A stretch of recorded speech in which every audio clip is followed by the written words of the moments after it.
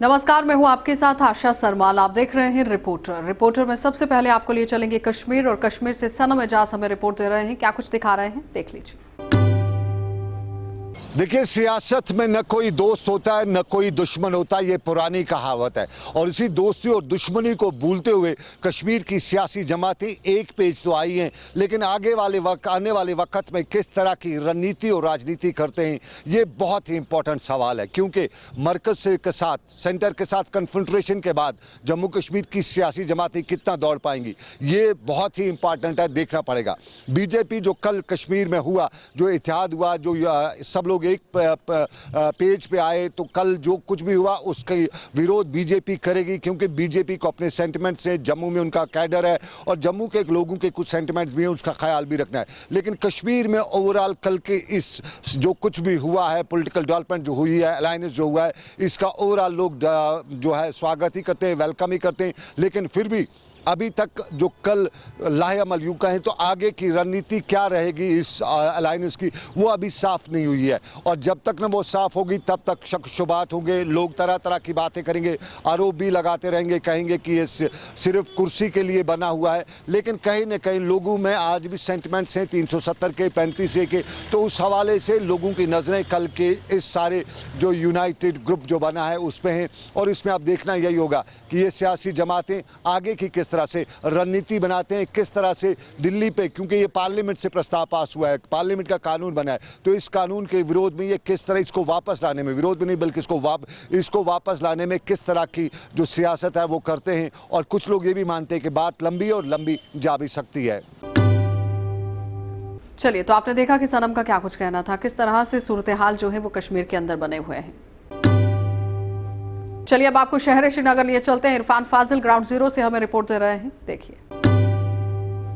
वादी कश्मीर में आए रोज मसाइल और आए रोज कहीं ना कहीं मुद्दा जो है वो खबरों में जुड़ा रहता है। और अगर हम बात करें 4G इंटरनेट सर्विसेज को लेकर, तो सबकी निगाहें, सबकी नजरें जो है 4G पर ही है। मगर अब डिसीजन फिर जी हाँ डेफर्ड और डिले पर ही नजर आ रहा है। सुप्रीम कोर्ट पर बात और साथ ही साथ बात करें तो आए रोज जिस तरीके से लगातार हम देख रहे हैं कि कहीं ना कहीं 4G के मामला जब जुड़ते हैं तो नुकसानात काफी ज्यादा सेक्टर में पाए जाते हैं। एजुकेशन सेक्टर हो, तिजारत हो, या साथ ही साथ हम कह सकते हैं ऑनलाइन बिजनेस, कहीं ना कहीं अगर मार है तो 4G को लेकर दिखाई दे रही है। सिक्योरिटी के साथ साथ एक रिव्यू भी है, और रिव्यू को लेकर यह बात भी कही गई है कि अब पंचायत इलेक्शंस के बाद ही कुछ सोचा जाएगा। मगर सोचने वाली बात यह है कि आए रोज लगातार जब खबरें 4G को लेकर गश्त करती है तो लोग मायूसी होते हैं, क्योंकि शायद लोग भूल चुके हैं कि 4G जम्मू कश्मीर में था। अब कब रिस्टोर होगा कहना बहुत मुश्किल है। मामला 4G के साथ साथ भी कह सकते हैं, और मामला कह सकते हैं एग्जामिनेशन को लेकर भी। अब खबरें यूनिवर्सिटी के साथ भी जुड़ी हैं कि LLB स्टूडेंट्स को काफी ज्यादा जी हां फीस स्ट्रक्चर का सामना भी करना पड़ता है। अब बताया यह भी जा रहा है कि तकरीबन इस वक्त इस पैंडेमिक में 5,000 रुपए फीस LLB स्टूडेंट्स को ली जाती है, जो कि इस वक्त एफोर्डेबल नहीं है। ये बात जी हां यूनिवर्सिटी काउंसिल तक भी पहुंचाई गई, मगर वहां पर मामला जो है एडमिनिस्ट्रेशन का है, क्योंकि जब ये सवाल चांसलर या डीन तक भी पहुंचाया गया तो उनका मानना है कि डिसीजन आखिरकार एडमिनिस्ट्रेशन को लेना है। एक साइड से अगर देखा जाए पैंडेमिक बीमार है, दूसरे साइड से पैसा नहीं है, तो आखिरकार ये बच्चे करेंगे क्या। फिलहाल आज ये भी खबर है बच्चों को लेकर, बच्चों के सर जी हां ताज भी चढ़ने वाला है, क्योंकि नीट का मामला है और नीट के एग्जामिनेशंस के साथ साथ सबकी निगाहें और नजरें आज 4 बजे पर होंगी। नीट ने आखिरकार फैसला ले लिया है कि डिसीजन होगा कि रिजल्ट्स को लेकर आज 4 बजे के बाद डिक्लेयर भी किया जाएगा। अब किसके सर नीट का ताज चढ़ता है, देखने वाली बात जरूर होगी। वीडियो जर्नलिस्ट आबिद कादिर के साथ सईद इरफान फाजिल, JK 24/7 न्यूज कश्मीर। सीधा रुख करेंगे, हमारे सहयोगी तजम्मुल हमारे साथ जुड़ चुके हैं और तजम्मुल के साथ बातचीत हुई है। क्या कुछ बातचीत हुई है, देख लीजिए। चरसू अवंतीपोरा ये है दक्षिणी कश्मीर का इलाका, और इलाके में हमने देखा कि बैट इंडस्ट्री भी हिट है कोविड-19 के बाद जो सूरत हाल है। और जो हमारा मार्केटिंग, जो फ्रूट मार्केट है, थोड़ा सा आपको दिखाऊं कि हम इस वक्त हाईवे पे हैं, और हाईवे पे कहते हैं कि रात को 1200-1300 पीस यहाँ से बिक जाते थे, पेटियाँ बिक जाती थी। लेकिन कोविड-19 पैंडेमिक के बाद जो है सारा फ्रूट का जो बिज़नेस है वो भी बहुत ज़्यादा मुतासिर रहा। अखरोट, और सेब वगैरह जो है यहाँ से काफ़ी तादाद में बिक्री होती थी इसकी, टूरिस्ट होता था। लेकिन अब चूँकि टूरिस्ट नहीं है, जिसकी वजह से कश्मीर घाटी में अब जो है लगातार ये बिज़नेस जो है तकरीबन ख़त्म होता जा रहा है। आपको ये नेशनल हाईवे चरसू अनंतनाग जम्मू की ओर रास्ता जाता है और बाईं तरफ का रास्ता श्रीनगर की ओर जाता है, लेकिन ना ही टूरिस्ट है ना ही लोकल लोग हैं। लोन साहब आपकी तरफ, रिश साहब आपकी तरफ आना चाहेंगे, कितना आपका ये फल फ्रूट का बिज़नेस मुतासर हुआ? सर बहुत मुतासर हुआ। मतलब हम ऐसे बेचते थे, मतलब रात को हम बेचते, यहाँ से रात का काम होता है, ड्राइवर वेवर आते हैं, टूरिस्ट भी लेते थे सेब। इस साल कुछ है ही नहीं, ना ड्राइवर ही लेते हैं ना टूरिस्ट ही आते हैं सर। तो कैसे चलता आपका ये जो खरीद वगैरह देते हैं, ये तो आपको घाटे का सौदा है? हाँ सर, घाटे का सौदा कुछ चलता ही नहीं है, मतलब 5-6 पेटे हम दिन में बेचते हैं बस, मुश्किल से। तो वो कौन खरीदते हैं? लोकल टूरिस्ट अपना ही जो जम्मू से इधर आता है? हाँ अपना ही, वो लोग अब कश्मीरी खरीदते हैं। अब मतलब श्रीनगर के लोग आते हैं, अनंतनाग के लोग आते हैं, यहाँ से जाते हैं वही लेते हैं। तो रेट भी बताओ ना। रेट की मुख्तलिफ रेट हैं, 300 की पेटियाँ भी हैं, 600 के भी हैं, 700 के भी हैं। तो रेट कम हुई डाउन हुई? साल रेट बहुत डाउन हो गई सर, बहुत डाउन हो गई। इस साल मेवा सन्नत को बहुत नुकसान पहुंचा। न सिर्फ ऑर्चर्ड्स के बाद जो मार्केटिंग इसका करते हैं, उसमें जो आउटडोर हाईवे जो आपका टूरिस्ट मार्केट है वो काफ़ी हिट है, और कहा जाता है कि ख़रीदार ना होने के बराबर है। और जब ख़रीदार ही ना हो तो ऐसे घर और ऐसी इंडस्ट्री को आगे चलाना कितना मुश्किल होगा। आबिद कादरी के साथ सईद तजम्मुल, गुलिस्तान टेलीविज़न चैनल, श्रीनगर।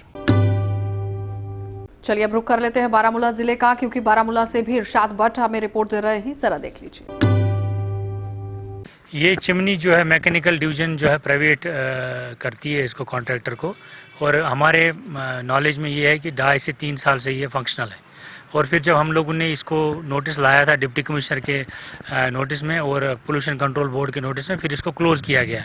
इसी साल जनवरी में इसका क्लोजन का ऑर्डर आया है।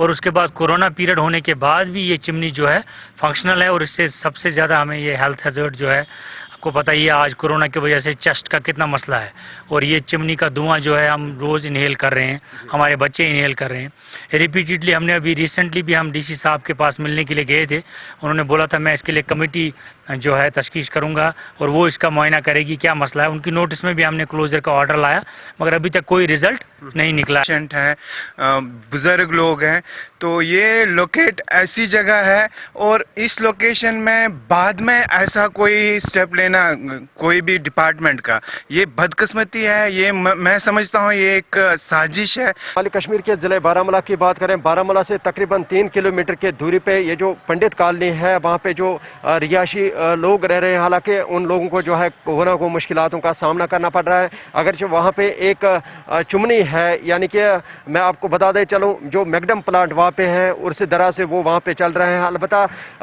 3 साल से ज़्यादा जो उर्सा हुआ है उसको चलते हुए, मगर उस पर जो है कोई कार्रवाई नहीं की जा रही है। अगरचे हमने पिछली दफ़ा भी खबर चलाई थी जेके और गुलिस्तान पे, हालांकि उसके साथ साथ ज़िला तरक्याती कमिश्नर ने नोटिस लिया कि इस चुमनी प्लांट जो है या वहाँ पे है उसको जो है बंद जो है उसको फिर से दोबारा चालू किया गया।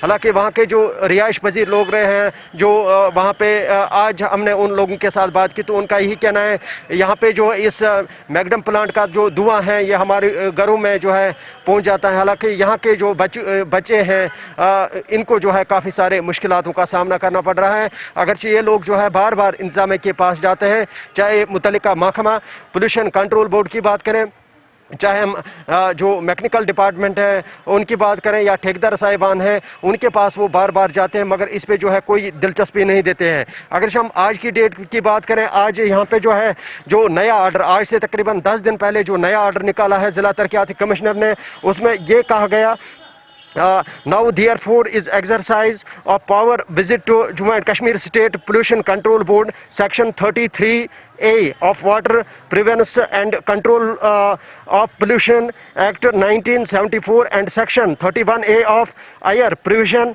and Control of Pollution Act 1981, read the section 5 of Environment Protection Act 1986, immediate closure of the unit hot mix plant run to exercise engineer mechanical engineer division Baramulla to verbally ordered, and this behalf of the Deputy Commissioner Baramulla, Director District Magistrate Baramulla is the director to get the hot mix plant run the run by Executive Engineer Mechanical Engineer Division Baramulla closed immediately। हालांकि ये पिछली दफ़ा ये order निकाला गया, हालांकि इस पे जो है कोई इम्प्लीमेंट नहीं हो पाया। हम वहाँ पे गए, वहाँ पे हमने लोगों के साथ बात की। लोगों का यही कहना है कि ये जो मैग्डम प्लांट यहाँ पे चल रहा है, इससे जो है हमें काफ़ी सारे मुश्किलातों का सामना करना पड़ रहा है। अगरचे हम वहाँ पे गए, वहाँ पे जो वहाँ के एम्प्लॉय हैं उनके साथ हमारी बात हुई, तो उनको हमने यही कहा कि आपके पास कोई आर्डर है। उन्होंने यही कहा कि हमारे पास आर्डर है, मगर वहाँ पे कोई आर्डर उनके पास दस्तयाब नहीं था। अगरचे हमने पोल्यूशन कंट्रोल बोर्ड के जो आला अधिकारी हैं, चाहे अफसरान की बात करें या मैकेनिकल डिवीज़न के जो अफसरान हैं, उनके साथ हमारी बात हुई, तो उनका यही कहना है कि ये हमारे ज़िम्मे में नहीं आता। आप डायरेक्टर जो है डिप्टी कमिश्नर बारामूला या एडिशनल डीसी बारामूला के साथ बात करें। कि लड़कियां कहीं से कम नहीं, जो भी हम एग्जाम यहाँ पे देखते हैं तो वहाँ पे फर्स्ट पोजीशन तो लड़कियां लेती है। अगर आज के यहाँ पे बात करें, बिल्कुल यहाँ पे आज आर्ट कंपटीशन था, तो उसमें भी यहाँ पे अगर गवर्नमेंट हायर सेकेंडरी स्कूल की बात करें तो यहाँ पे 12वीं जमात की बाजला नामी लड़की ने यहाँ पे फर्स्ट पोजीशन हासिल की। तो हम ये कहेंगे कि लड़कियां हर एक मैदान में आगे आगे होती है। बिल्कुल इस वक्त हमारे साथ बाजला है, इनसे बात करेंगे। जी बेटा, आपका वेलकम है गुलिस्तान न्यूज़ में। आप बता दीजिए कि आपने कैसे ये आर्ट सीखा है और कहाँ से सीखा है? अस्सलाम वालेकुम, मेरा नाम बाज़िल गुलजार है। मैं क्लास 12th की स्टूडेंट हूँ government higher secondary school Patan में, और क्लास 10th तक जो है मेरी schooling little birds public school से हुई है। तो रिसेंटली हमारे मतलब जो बारामूला में CEO सर है, उनकी तरफ से जो है zonal level painting competition organise किया गया था, जिसका थीम जो है वो था बेटी बचाओ बेटी पढ़ाओ। तो उस थीम मतलब इस थीम के बारे में हम सबको जानना चाहिए कि बेटियाँ मतलब किसी भी फील्ड में पीछे नहीं रही है। मतलब हर फील्ड में लड़कियां जो है वो आगे बढ़ रही है। पेंटिंग जो है वो बनाई थी जिसका थीम था यही बेटी बचाओ बेटी पढ़ाओ, जिसमें हम ये मतलब मेरी पूरी कोशिश ये रही थी कि मैं अवेयर कर सकूं लोगों को कि हम लड़कियां किसी से कम नहीं है, लड़कियों की एजुकेशन कितनी इम्पॉर्टेंट है, हम कैसे सेव कर सकते हैं गर्ल चाइल्ड को और एजुकेट कर सकते हैं गर्ल चाइल्ड को। तो मेरी कोशिश मतलब ज़्यादातर यही रही थी कि मैं अवेयरनेस क्रिएट कर सकूं। बेटा मुझे ये बताया कि बिल्कुल आपने आज गवर्नमेंट हायर सेकेंडरी से आपने जो इसमें हिस्सा लिया, तो आप अभी गवर्नमेंट हायर सेकेंडरी में पढ़ रहे हो। तो गवर्नमेंट स्कूलों की जहाँ पे हम बात करें तो बिल्कुल वहाँ पे भी कुछ ऐसे बच्चे होते हैं जिनमें टैलेंट होता है, अच्छे होते हैं। तो आप मुझे बताएं कि गवर्नमेंट स्कूल में अभी आपने जो ये फर्स्ट पोजीशन हासिल की, कैसा आप महसूस कर रही हो? जी ऑब्वियसली इंसान जो है जब वो कुछ मतलब अच्छा करता है अपने टीचर्स के मतलब अपने टीचर्स के सपोर्ट से, तो मेरे हायर सेकेंडरी के जो ऑलमोस्ट हर पूरे स्टाफ ने मुझे बहुत ज़्यादा हेल्प की है, बहुत ज़्यादा सपोर्ट किया, क्योंकि उनका कहना ये था कि इंसान सिर्फ इस मतलब किताबों की दुनिया में लिमिटेड नहीं रखना चाहिए खुद को, इसके बाहर भी एक दुनिया जिसको हमें देखना चाहिए, एक्सप्लोर करना चाहिए। तो मेरा भी यही था, मेरे टीचर्स ने मुझे बहुत ज़्यादा सपोर्ट किया। तो इसकी ये बात नहीं है कि गवर्नमेंट स्कूल के स्टूडेंट्स जो है वो पीछे रहते हैं, क्योंकि उनमें भी बहुत ज़्यादा टैलेंट है, लेकिन मुझे लगता है किसी हद तक वो छुपा रहता है जिसको हमें एक्सप्लोर करने की ज़रूरत है, तो जिसमें हमें गवर्नमेंट का सपोर्ट बहुत ज़्यादा चाहिए। तो मेरी बस यही मैसेज रहेगी। उन बच्चों के लिए क्या मैसेज रहेगी जिनके ये दिमाग में खाली फोबिया बैठा है कि प्राइवेट स्कूल में अच्छे तरीके से पढ़ाते हैं, प्राइवेट स्कूल में हम अगर किसी जगह कंपटीशन में हिस्सा लेंगे तो वो वहाँ पे कर सकते हैं, तो आप उनके लिए क्या मैसेज देना चाहोगे कि गवर्नमेंट स्कूलों में क्या होता है? मेरी मैसेज ये रहेगी कि टीचर जो है वो हर कोई, चाहे प्राइवेट स्कूल का टीचर हो या गवर्नमेंट स्कूल का टीचर हो, टीचर तो हर कोई टीचर ही होता है, और स्टूडेंट को खुद तक है कि वो खुद मतलब कैसा चलता है। बाकी जो है सपोर्ट की बात, वो जैसा प्राइवेट स्कूल्स में मिलता है उससे मुझे लगता है कहीं ज़्यादा सपोर्ट गवर्नमेंट स्कूल्स में मिलता है। चलिए तो डोडा का रुख करेंगे, डोडा से क्या कुछ रिपोर्ट दे रहे हैं वो भी देख लीजिए। मैं हूँ पैसेंजर शेड डोडा में, जो बस स्टैंड के अंदर बनाया गया है, जहाँ पे अलग अलग लोग आते हैं और दूर दूर से जितनी भी गाड़ियाँ हमारी आती हैं, रूट से जितनी भी गाड़ियाँ आती हैं वो बस स्टैंड के अंदर रुकती हैं, और बाकी जो लोग होते हैं वो यहाँ पे रुकते हैं। कोई हॉस्पिटल जाता है, कोई अलग अलग डिपार्टमेंट्स में जाता है।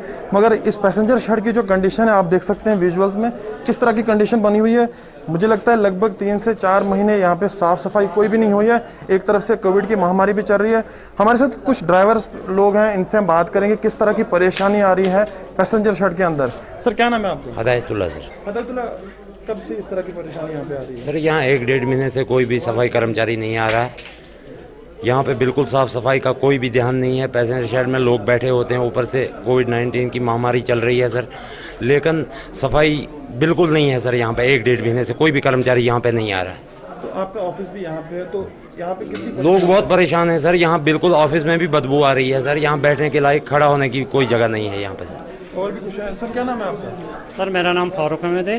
फारूक जी, क्या काम करते हैं आप? मैं सर SRTC में हूँ। यहाँ हमारा ऑफिस है SRTC का, और तकरीबन हम 2000। सर ईमानदारी से बोलना, मुझे कब से यहाँ पे साफ सफाई कर रहे हैं?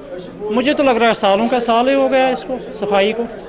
कोई सफाई नहीं कर रहा है यहाँ पे। मुझे फ़ोन करके म्यूनसिपलिटी अलग अलग सैनिटाइजेशन कर रही है, अलग अलग जगहों पे इनने जनाब की थी, साफ सफाई के बड़े बड़े वादे करते हैं ये। अगर इस तरह की कंडीशन यहाँ पे बनी हुई है, वही 2 से 4 कदम दूरी यहाँ से म्यूनसिपल कमेटी का ऑफिस है। 2 से 4 कदम की दूरी है, ना कोई सैनिटाइज़र होता है यहाँ पे। क्योंकि मैं 20 मार्च से लॉकडाउन का सिस्टम चालू हुआ है यहाँ पे, तब से मैं यहाँ पे ड्यूटी पे हूँ, ठीक है। और हमारा 2016 से हमारा ऑफिस यहाँ फंक्शन कर रहा है, और तब से मैं देख रहा हूँ यही हाल होता है हमारे पैसेंजर शेड का। लोग बेचारे कहीं से आते हैं, कोई बीमार होता है, कोई हॉस्पिटल जाता है, फिर यहाँ पे आके वो रुकते हैं 2 मिनट अपनी टिकट लेने के लिए। लेकिन यहाँ बैठना तो दूर की बात है, यहाँ देखना भी पसंद नहीं करते हैं हम फिर किसी को, क्योंकि इस गंदगी में कौन बैठेगा। इस वक्त कोविड-19 की महामारी चल रही है, लोगों को साफ़ सुथरा रहना है, साफ़ सफाई में बैठना है। और यहाँ की हालत देखो, यहाँ की एडमिनिस्ट्रेशन देखो, हमारी म्यूनसिपलिटी वाले देखो क्या कर रहे हैं, ये आप खुद देख सकते हैं। मैं यही बताऊं कि 4 से 5 कदम की दूरी पे यहाँ से म्यूनसिपल कमेटी ऑफिस है, म्यूनसिपल कमेटी का ऑफिस है। और कंडीशन आप देखना कि किस तरह की कंडीशन है। पैसेंजर शेड जो बस स्टैंड डोडा के अंदर है, किस तरह की सिचुएशन यहाँ पे बनी हुई है। मजबूर होकर ये लोग यहाँ पे बैठे हैं। और आप देख सकते हैं सामने यहाँ पे टिकट्स मिलती हैं गाड़ियों की, अलग अलग जो रूट्स हमारे हैं उनके लिए। वो लोग, ये लोग उसी का इंतज़ार करते हैं, यहाँ पे टिकट्स मिलेगी, हम अपने घरों की तरफ वापस जाएंगे। पर कंडीशन आप देखना, म्यूनसिपल कमेटी की लापरवाही। फ़ोटो सेशंस में ये आगे आगे होते हैं, जब फ़ोटो लेने की बारी होती है, स्वच्छ भारत अभियान होता है या बाकी कुछ ऐसा होता है, मगर ज़मीनी सतह की जो कंडीशन है कुछ अजीब से है। तस्वीरें आप देख लेना, ये छोटे बच्चे, कोविड की महामारी चल रही है, मजबूर होकर इनको यहाँ पे आना पड़ता है। ये आप नीचे देख सकते हैं, पॉलीथीन्स हैं, ग्लासेस हैं, जो भी कोई गंदगी मिलेगी यहाँ पे ज़रूर मिलेगी। ना यहाँ पे कोई सैनिटाइजेशन हुई है, ना कुछ। हमारे साथ अभी कुछ ड्राइवर जो थे वो बात कर रहे थे, उनका यही कहना है कि कोई भी सैनिटाइजेशन नहीं हुई है, कुछ भी नहीं हुआ है। वादे तो बहुत बड़े बड़े करते हैं ये। ज़मीनी सतह की कंडीशन आप तस्वीरों में देख सकते हैं कि किस तरह की है। डिमांड ये करते हैं कि डिस्ट्रिक्ट एडमिनिस्ट्रेशन डोडा इस पर सख्त कदम उठानी चाहिए, क्योंकि ये पब्लिक का सवाल है, पब्लिक की डिमांड है ये कि इसको साफ़ करना चाहिए और साफ़ होना चाहिए। ये सवाल म्यूनसिपल कमेटी डोडा पे उठता है कि आखिर यहाँ पे साफ़ सफाई क्यों नहीं होती है। चलिए अब आपको राजौरी और पुंछ लिए चलते हैं। जमशेद मलिक की रिपोर्ट देख लीजिए। श्रीनगर बडगाम कैंप से एसएसबी कांस्टेबल के भागने के बाद जिस तरह सनसनी मची और पुलिस भी के साथ साथ एसएसबी ने भी इस कांस्टेबल की तलाश का सिलसिला शुरू किया और इसके खिलाफ बडगाम पुलिस स्टेशन में एक एफआईआर भी दर्ज की गई। वहीं देर रात को मंजाकोट पुलिस ने इस कांस्टेबल को हिरासत में ले लिया है, जिसके कब्जे से पुलिस ने एक मैगजीन और 20 रोंद भी बरामद किए हैं। हालांकि 2 रोज़ पहले जब ये अहलकार भागा था उसके बाद बड़ी सनसनी मची और इसकी तलाश का सिलसिला भी शुरू हुआ और बडगाम में इसके खिलाफ एक एफआईआर भी दर्ज की गई और उसकी तलाश का सिलसिला भी शुरू किया गया। देर रात को मंजाकोट पुलिस ने एक ट्रक के में से इस कांस्टेबल को हिरासत में ले लिया, जो मुगल रोड के रास्ते राजौरी की तरफ आ रहा, क्योंकि इसके रहने वाला राजौरी के कोटरंका इलाके से है। और ये जब वहाँ से भागा था तो अपने साथ इंसास की एक मैगजीन और 20 रोंद लेके भागा था और वहीं पुलिस ने इसको हिरासत में ले लिया। और बडगाम से पुलिस इस वक्त इसकी तलाश के साथ साथ इसको लेने के लिए निकल चुकी है, और जिसको देर तक पुलिस अब यहाँ से लेकर वापस बडगाम की तरफ जाएगी। राहुल सूदन के साथ में जमशेद मलिक, JK24 न्यूज़ 7 के लिए। चलिए अब चलते हैं सांबा, और सांबा से ऋषि खजूरिया की क्या कुछ रिपोर्ट है वो देख लीजिए। मैं इस समय ऐतिहासिक और प्रसिद्ध देवस्थान चिच्ची देवी मंदिर सांबा में मौजूद हूं और मैं आपको बता दूं कि कल से देश भर में अश्विन नवरात्रों की शुरुआत हो रही है। और अगर चिच्ची माता मंदिर परिसर की बात करें तो हर साल यहां नवरात्रों पर धूमधाम होती है, भक्तों का तांता लगता है। लेकिन पिछले 8 महीने से जिस तरह से कोरोना वायरस जैसी महामारी चल रही है तो देश भर में कई धार्मिक संस्थान पूरी तरह से बंद हैं। लेकिन अब जिस तरह से अनलॉक फेज चल रहा है तो धीरे धीरे धार्मिक संस्थान भी खुलना शुरू हुए हैं। लेकिन चिच्ची देवी मंदिर परिसर की बात करें तो यहाँ पर संशय ये बना है कि जिस तरह से कल नवरात्रों की शुरुआत हो रही है, तो क्या मंदिर कल भक्तों के लिए खुलेगा या नहीं खुलेगा, ये संशय बना हुआ है। और मैं आपको एक चीज़ ये भी बताना चाहता हूँ कि इससे पहले चैत्र नवरात्रे जब आए थे तो तब भी कोरोना वायरस जैसी महामारी चरम पर थी, तो यहाँ पर मंदिर पूरी तरह से बंद रहा था। आज भी मंदिर पूरी तरह से अभी जो इसका मेन गेट है मंदिर का वो बंद है, लेकिन यहाँ मैनेजमेंट जो है मंदिर की, उन्होंने तैयारियों को अंतिम रूप दे दिया है। यहाँ पर मंदिर परिसर को सजाने का भी जो कामकाज है वो चल रहा है और ऑलमोस्ट यहाँ पर मंदिर को सजा दिया गया है। मैं सबसे पहले आपको स्क्रीन पर बताना चाहता हूँ माता रानी का ये जो मंदिर है, यहाँ पर आप साफ तौर पर देखें किस तरह से सजावट कर दी गई है। लेकिन संशय अगर बना है तो ये है कि क्या मंदिर कल भक्तों के लिए खुलेगा, क्या भक्त यहाँ पर माता रानी का आशीर्वाद पाने आएंगे या नहीं आएंगे।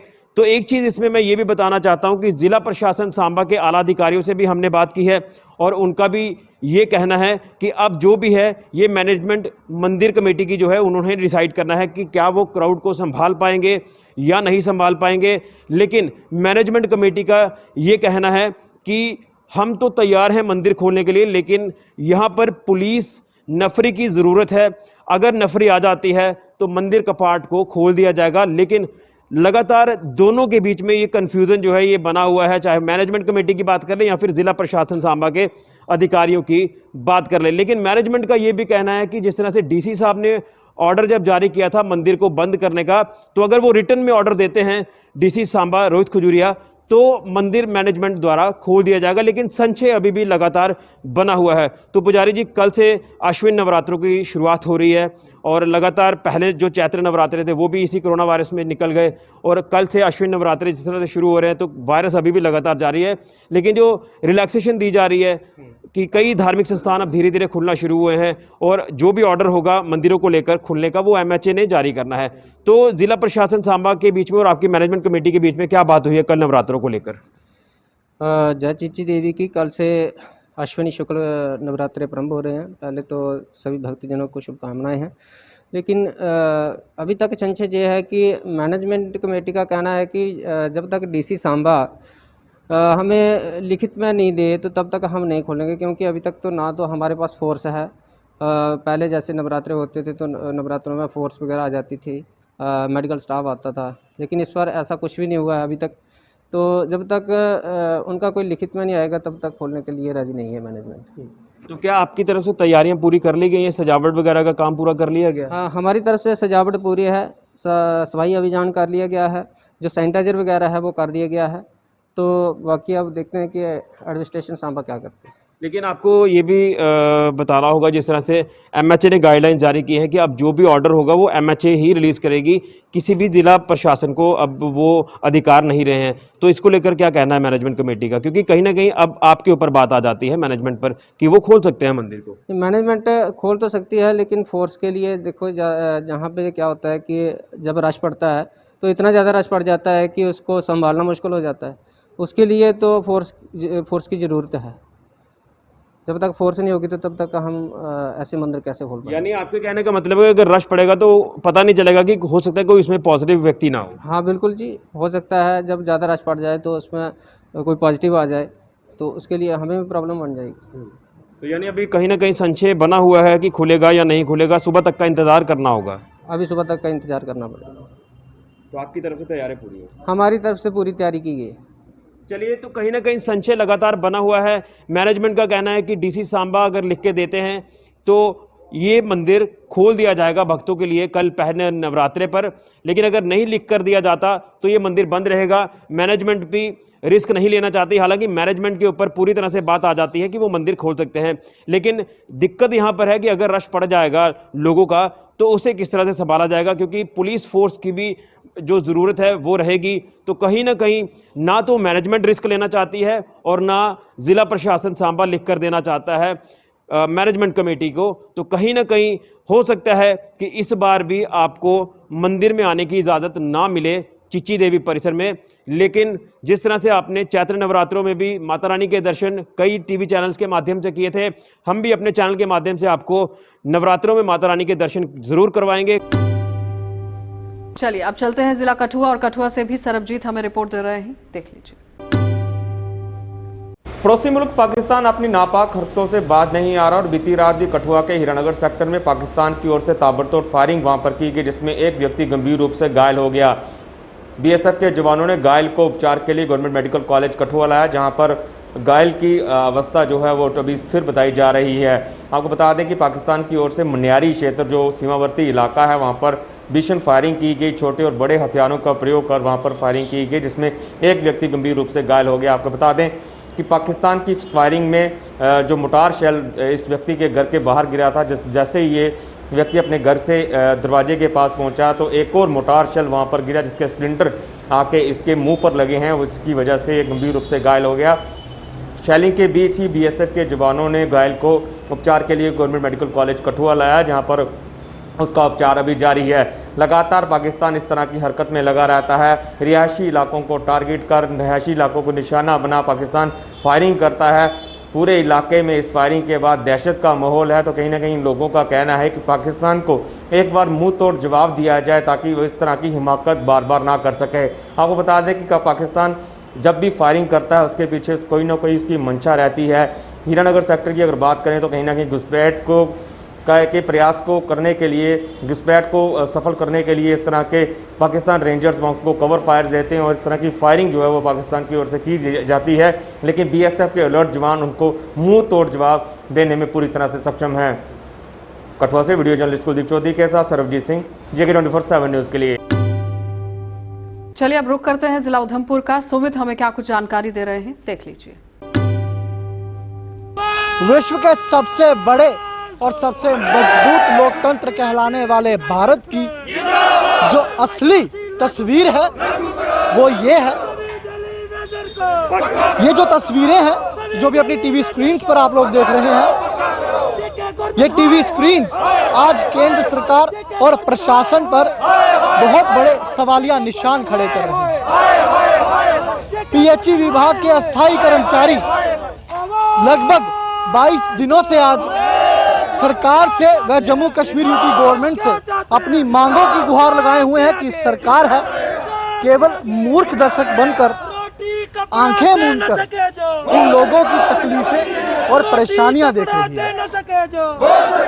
शायद उनके कानों तक जू भी नहीं रेंग रही जिस तरह से ये लोग निरंतर और लगातार सरकार और जम्मू कश्मीर यूटी गवर्नमेंट के खिलाफ प्रदर्शन किए जा रहे हैं, नारेबाजी किए जा रहे हैं और आज ये अधनग्न होकर प्रशासन व सरकार के खिलाफ दोनों हाथ ऊपर उठाकर प्रदर्शन कर रहे हैं, विरोध दायर कर रहे हैं, रोष दायर कर रहे हैं और मांग क्या कर रहे हैं कि आवाज दें आखिरकार। लेकिन इस गूंगी और बहरी सरकार को ये आवाज दे रहे हैं जो पिछले कई दिनों से इन लोगों का शायद तमाशा बनाए हुए है।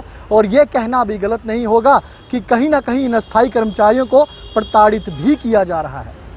आखिरकार क्या वजह रही कि आज इन लोगों को अधनग्न होकर अपने कपड़े उतारकर सरकार के खिलाफ विरोध प्रदर्शन दायर कर रहे हैं, जिन्हें आज इनका समर्थन सरपंच और पंचिस भी करते दिख रहे हैं, वो लोग भी यहाँ पहुँचे हैं। लेकिन सबसे पहले जानना ज़रूरी है कि आखिरकार ये पूरा वाकया जो है क्यों सरकार तक नहीं पहुँच रहा या क्यों सरकार इन पे कोई प्रतिक्रिया नहीं दे रही है। कुछ लोग यहाँ पे हैं। सर, आपसे मैं बात करना चाहूँगा, नाम बताएं अपना। मेरा नाम कर्ण सिंह, मैं PHE डिपार्टमेंट के अंदर डेली बेजर 25 साल से इस डिपार्टमेंट के अंदर मैं काम कर रहा हूँ और सभी डेली बेजर इसी डिपार्टमेंट में काम कर रहे हैं। लेकिन हमें पता नहीं चलता सरकार कर क्या रही है। हमें पिछले 5 साल का बकाया वेतन अभी तक नहीं दिया है। तो सरकार जिस तरह से आप लोग लगातार प्रदर्शन कर रहे हैं, पूरे जम्मू कश्मीर के यही हालात हैं, क्या आपकी बात किसी आला अधिकारी से हुई है? जिस तरह से पिछले दिनों में सड़क भी आपकी तरफ से जाम की गई थी, क्या कोई सरकार का नुमाइंदा अब तक पहुँचा? नहीं, अभी तक सरकार का कोई नुमाइंदा नहीं पहुंचा कि हम अब 22 दिन से हम स्ट्राइक पर बैठे हैं, लेकिन हम जहां इस धरने प्रोटेस्ट कर रहे हैं, लेकिन अभी तक सरकार का कोई भी नुमाइंदा हमारी सुध लेने के लिए नहीं आया है। सरकार का कोई भी नुमाइंदा यहाँ पे इनकी सुध लेने नहीं आया है। मैं यहाँ पे एक बहुत महत्वपूर्ण बात बताना चाहूँगा कि PDD विभाग, PWD विभाग और इसी तरह से जो कई अन्य विभाग हैं जम्मू कश्मीर यूटी गवर्नमेंट के अंतर्गत, ये सभी लोग इसी तरह से सरकार के खिलाफ रोष दायर कर रहे हैं। कई वर्षों से इन लोगों को वेतन नहीं मिला है। ख्याल ये समझ नहीं पा रहे कि इनके घरों का क्या हाल है। हम तो यही दुआ करेंगे भगवान से कि हे भगवान, अगर तुम है सब मानते हैं, इनके घरों की भी यही हालत हो, इनके बच्चे भी रोड पर आ जाएं, इनको भी रोटी ना मिले जो हमारे साथ ये कर रहे हैं। क्या इनके साथ, इनके इस रोष प्रदर्शन में, इनके विरोध प्रदर्शन में शामिल होना चाहता है? शायद वो सरकार के लिए भी एक सबक होगा और इन लोगों के लिए सबसे बड़ी इंसानियत की जो मिसाल है, जो एक इनकी मदद है, वो कायम कर सकेंगे। उसकी मैं यहाँ से गुजारिश करूंगा। आप देखते रहिए कार्यक्रम।